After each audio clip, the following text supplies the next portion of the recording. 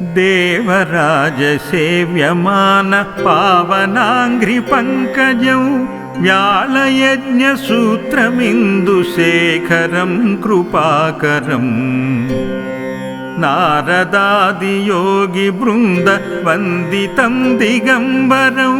काशिकापुराधिनाथकालभैरवं भजे भानुकोटिभास्वरं भवाब्दितारकं परं नीलकण्ठमीप्सितार्धदायकं त्रिलोचनम् कालकालमम्बुजाक्षमक्षशूलमक्षरं काशिकापुराधिनाथकालभैरवं भजे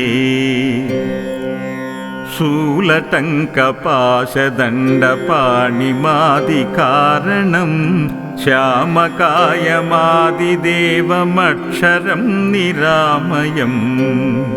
भीमविक्रमं प्रभुं विचित्रताण्डवप्रियं काशिकापुराधिनाथकालभैरवं भजे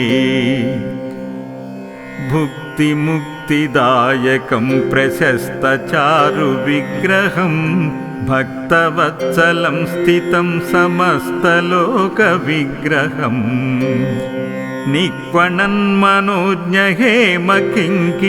निक्वणन्मनोज्ञहेमकिङ्किणीलसत्कटिं काशिकापुराधिनाथकालभैरवं भजे धर्मसेतुपालकं स्वधर्ममार्गनाशकं कर्मपाशमोचकं सुशर्मदायकं विभुम् स्वर्णवर्णकेशपाशशोभिताङ्गमण्डलं काशिकापुराधिनाथकालभैरवं भजे रत्नपादुकप्रभाभिरामपादयुग्मकं नित्यमद्वितीयमिष्टदैवतं निरञ्जनम् मृत्युदर्पनाशनं करालदंष्ट्रभीषणं काशिकापुराधिनाथकालभैरवं भजे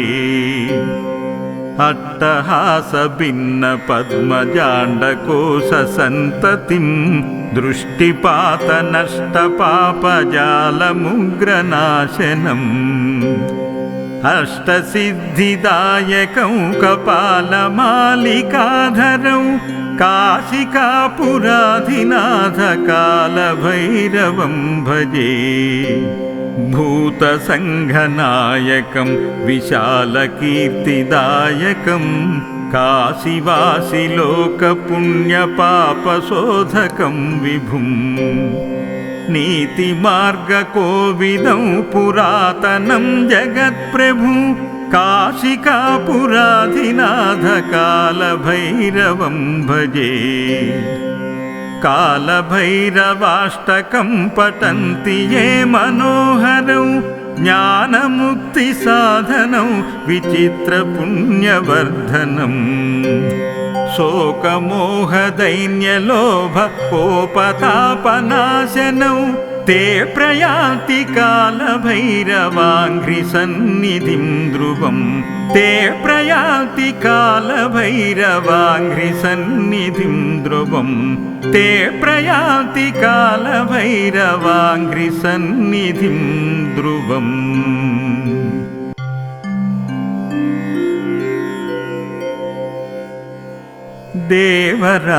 देवराजसेव्यमान पावनाङ्घ्रिपङ्कजं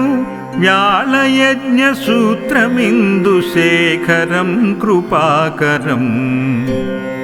नारदादियोगिवृन्दवन्दितं दिगम्बरं काशिकापुराधिनाथकालभैरवं भजे भानुकोटिभास्वरं भवाब्दितारकं परं नीलकण्ठमीप्सितार्धदायकं त्रिलोचनम् कालकालमम्बुजाक्षमक्षशूलमक्षरं काशिकापुराधिनाथकालभैरवं भजे शूलटङ्कपाशदण्डपाणिमादिकारणं श्यामकायमादिदेवमक्षरं निरामयम् भीमविक्रमं प्रभुं विचित्रताण्डवप्रियं काशिकापुराधिनाथकालभैरवं भजे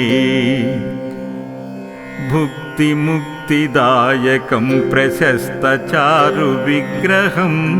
भक्तवत्सलं स्थितं समस्तलोकविग्रहम्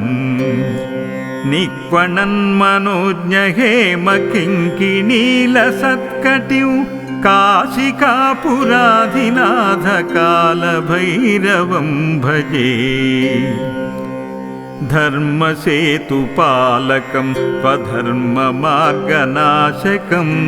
कर्मपाशमोचकं सुशर्मदायकं विभुम् स्वर्णवर्णकेशपाशशोभिताङ्गमण्डलं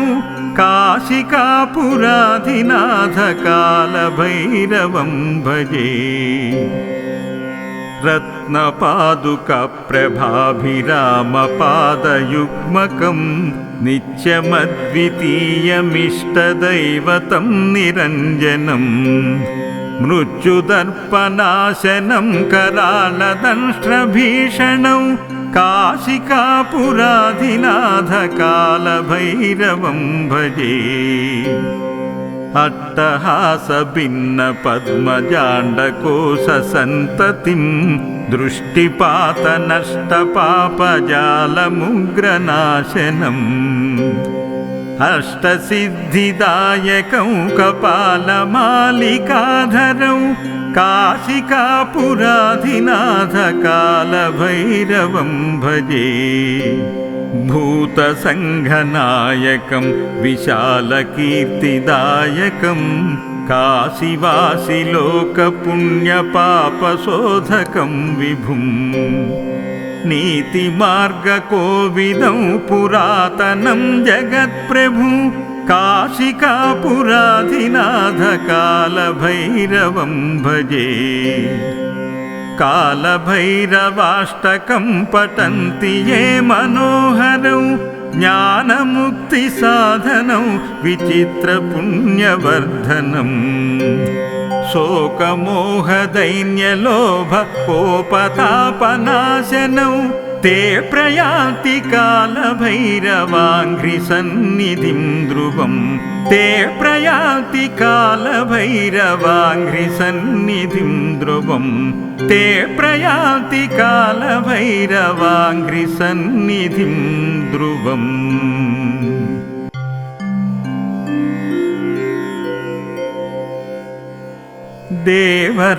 देवराजसेव्यमान पावनाङ्घ्रिपङ्कजं व्यालयज्ञसूत्रमिन्दुशेखरं कृपाकरम् नारदादियोगिवृन्दवन्दितं दिगम्बरं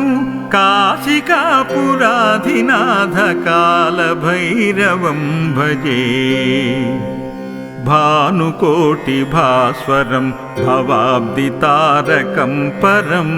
नीलकण्ठमीप्सितार्धदायकं त्रिलोचनं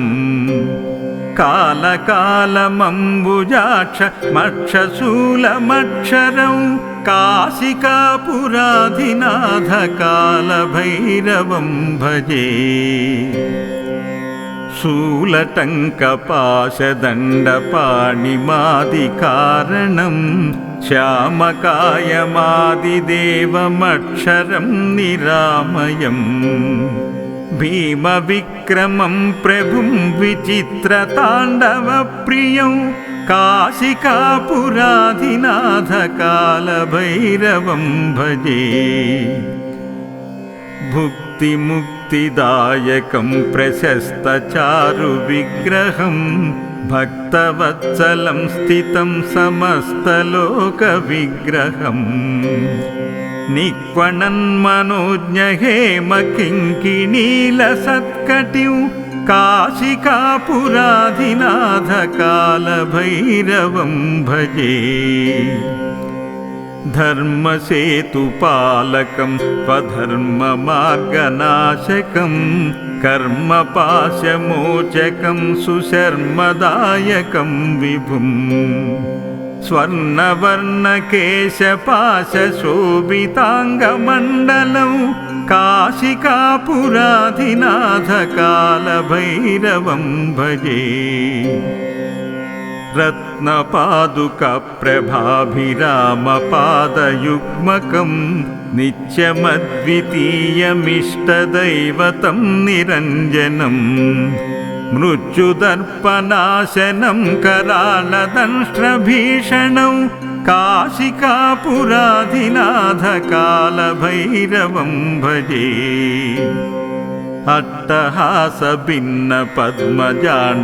अट्टहासभिन्नपद्मजाण्डकोशसन्ततिं दृष्टिपातनष्टपापजालमुग्रनाशनम् अष्टसिद्धिदायकं कपालमालिकाधरं काशिकापुराधिनाथकालभैरवं भजे भूतसङ्घनायकं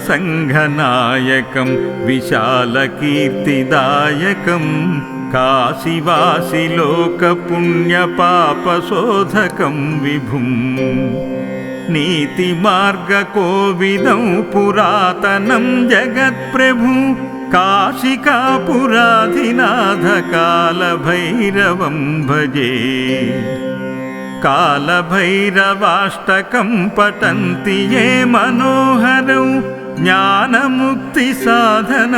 विचित्रपुण्यवर्धनम् शोकमोहदैन्यलोभकोपतापनाशनौ ते प्रयान्ति कालभैरवाङ्घ्रिसन्निधिं ध्रुवम् ते प्रयान्ति कालभैरवाङ्घ्रिसन्निधिं ध्रुवम् ते प्रयान्ति कालभैरवाङ्घ्रिसन्निधिं ध्रुवम्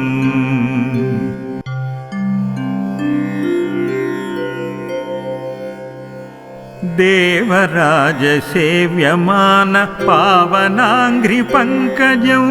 व्याळयज्ञसूत्रमिन्दुशेखरं कृपाकरम्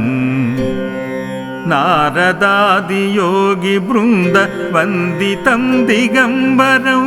काशिकापुराधिनाथकालभैरवं भजे भानुकोटिभास्वरं भवाब्दितारकं परं नीलकण्ठमीप्सितार्धदायकं त्रिलोचनम् कालकालमम्बुजाक्षमक्षशूलमक्षरं काशिकापुराधिनाथकालभैरवं भजे शूलटङ्कपाशदण्डपाणिमादिकारणं श्यामकायमादिदेवमक्षरं निरामयम् भीमविक्रमं प्रभुं विचित्रताण्डवप्रियं काशिकापुराधिनाथकालभैरवं भजे भुक्तिमुक्तिदायकं प्रशस्तचारुविग्रहं भक्तवत्सलं स्थितं समस्तलोकविग्रहम् निक्वणन्मनोज्ञहेमकिङ्किणीलसत्कटिं काशिकापुराधिनाथकालभैरवं भजे धर्मसेतुपालकं स्वधर्ममार्गनाशकं कर्मपाशमोचकं सुशर्मदायकं विभुम् स्वर्णवर्णकेशपाशशोभिताङ्गमण्डलं काशिकापुराधिनाथकालभैरवं भजे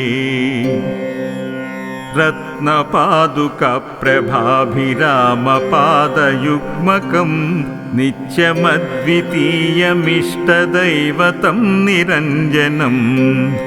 मृत्युदर्पनाशनं करालदंष्ट्रभीषणं काशिकापुराधिनाथकालभैरवं भजे अट्टहासभिन्न पद्मजाण्डकोशसन्ततिं दृष्टिपातनष्टपापजालमुग्रनाशनम् अष्टसिद्धिदायकं कपालमालिकाधरं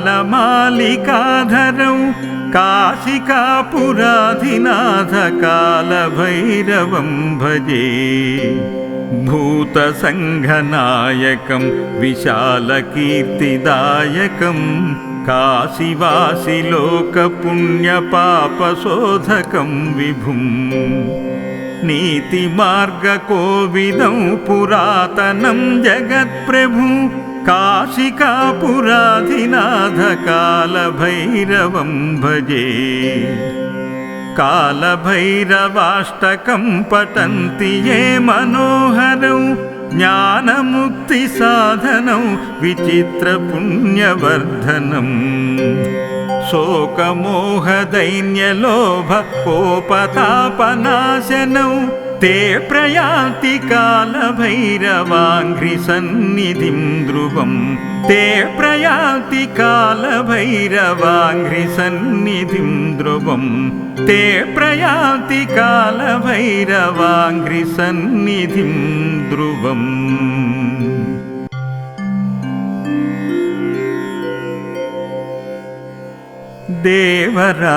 देवराजसेव्यमान पावनाङ्घ्रिपङ्कजौ व्याळयज्ञसूत्रमिन्दुशेखरं कृपाकरम् नारदादियोगिवृन्दवन्दितं दिगम्बरौ काशिकापुराधिनाथकालभैरवं भजे भानुकोटिभास्वरं भवाब्दितारकं परं नीलकण्ठमीप्सितार्धदायकं त्रिलोचनम् कालकालमम्बुजाक्षमक्षशूलमक्षरौ काशिकापुराधिनाथकालभैरवं भजे शूलटङ्कपाशदण्डपाणिमादिकारणं श्यामकायमादिदेवमक्षरं निरामयम्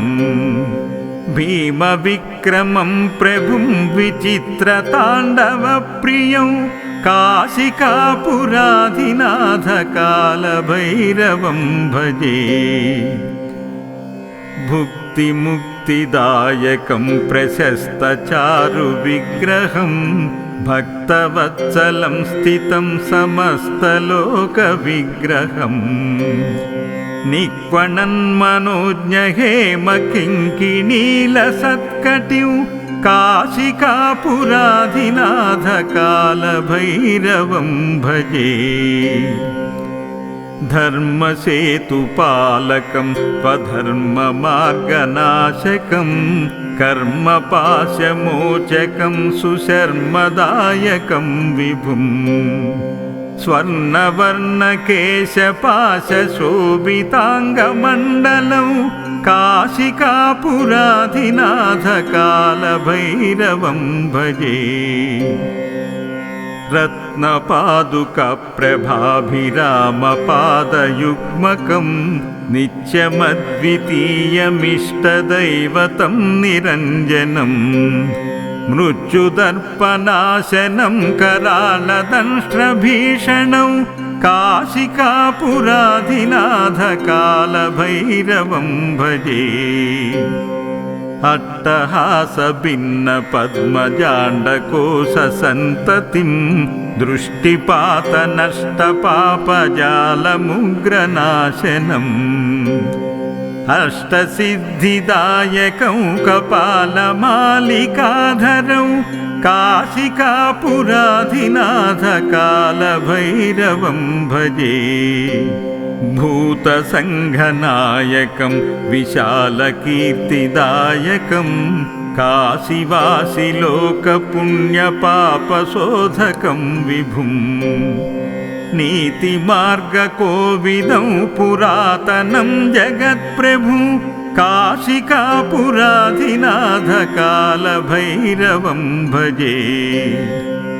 कालभैरवाष्टकं पठन्ति ये मनोहरौ ज्ञानमुक्तिसाधनौ विचित्रपुण्यवर्धनम् शोकमोहदैन्यलोभ कोपतापनाशनौ ते प्रयान्ति कालभैरवाङ्घ्रिसन्निधिं ध्रुवम् ते प्रयान्ति कालभैरवाङ्घ्रिसन्निधिं ध्रुवम् ते प्रयान्ति कालभैरवाङ्घ्रिसन्निधिं ध्रुवम् इति श्रीमच्छङ्कराचार्यविरचितम् कालभैरवाष्टकम् सम्पूर्णम्।